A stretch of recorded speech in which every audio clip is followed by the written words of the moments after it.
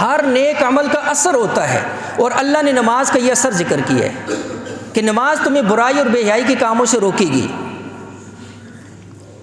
جو نوجوان، جو چھوٹا اور بڑا، جس کو رمضان کے اندر 5 وقت کی نماز نصیب ہوئی اور وہ فکر کے اندر تھا کہ میں نے 5 وقت کی نماز پڑھنی ہے، اس ایک فکر نے غور کرنا، اس ایک فکر نے اس کو اپنے بدن کو بھی پاک رکھا، اپنے کپڑوں کو بھی پاک رکھا۔ کیوں؟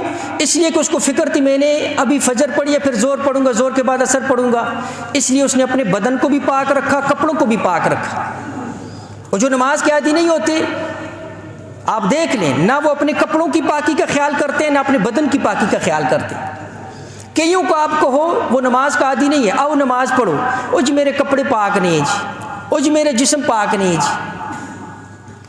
تو نماز کا اثر کیا ہوا؟ جو بندہ صرف یہ فکر کر لے کہ میں نے نماز پڑھنی ہے، صرف اس فکر پر وہ اللہ پاک اس کو کئی گناہوں سے بچا لیتے ہیں۔ ان الصلاۃ تنہی عن الفحشاء والمنکر، یہ نیک اعمال کا اثر ہے جو اللہ دنیا میں ظاہر کرتا ہے۔